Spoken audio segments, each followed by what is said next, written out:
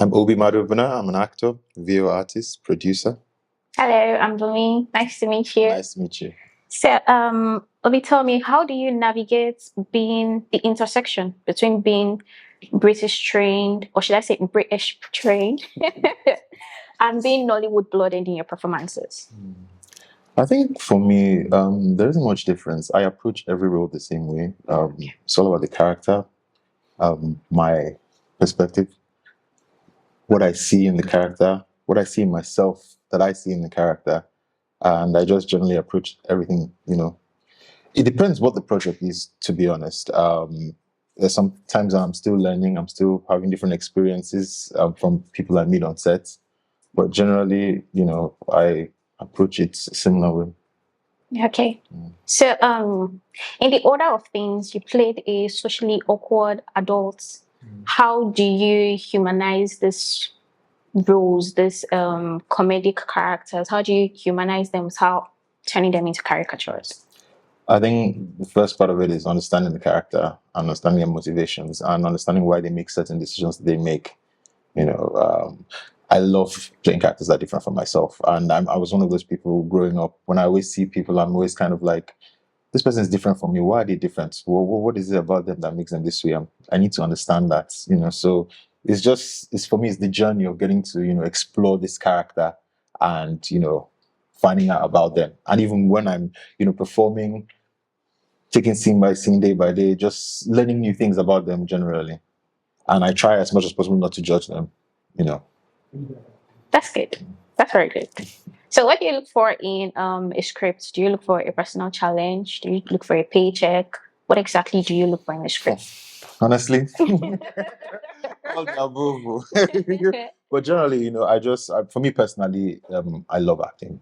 I love being on set. There's a certain type of joy that it gives me, and I'm just excited for the new challenge. And just depending on the story, what is it trying to say? What does it mean to me? How can I add to this as a performer and bring it from script to life?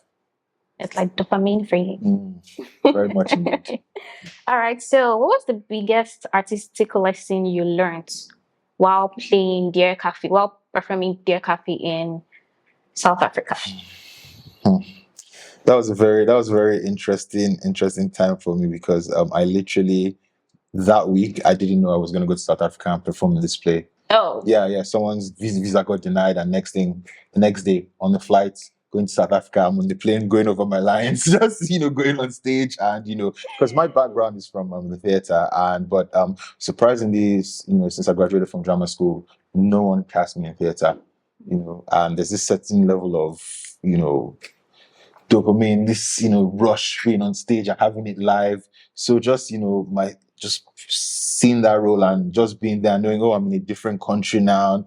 I'm stepping into this character. I'm working with people who have been playing these roles for a long time, and I started exercising those muscles that I forgot that I had, and somehow I did it. I don't know how, but when I just got there in the moment, did what I had to do. so what exactly was it like for you doing something that, should I say, you never thought you were going to do, and it came in a rush? You had very little time to work with. It was something you had not tried before. What was it like? I won't lie, I was nervous. Yeah. Nervous. That's Right through from when I got. I mean, it's the first thing of being cast, you're excited, but then you actually have to do it now. And then you know that the days are coming to this performance and it's so close and you don't have that much time to rehearse. But you have no choice but to just do it.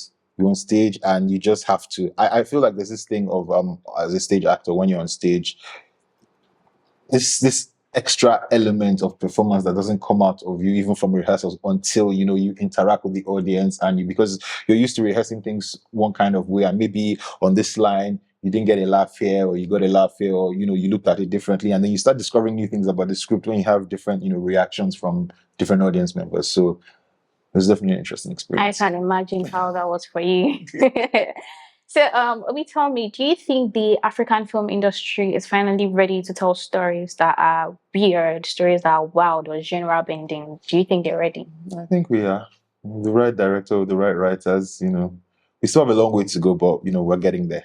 Yeah, I agree with you because I think with the controversy that comes with some of these things, a lot of people are it can be quite tasking, you know, having to relay a message that comes with controversy, but then you know that this message I think is that's why really, some filmmakers are going the festival route. Yeah. Because it's highly accepted generally everywhere else. So, but I mean, we'll get there.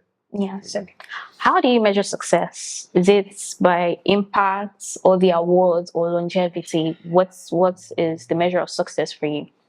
Well, for me personally, I love what I do. I love the feeling it gives me, and those other things that come with it are just a bonus. I think success is what comes from within. How you feel. I think basically. Okay. That's very insightful. Thank you very much. Thank This you. was so lovely. It was nice seeing this with It was a you. pleasure talking to you as well.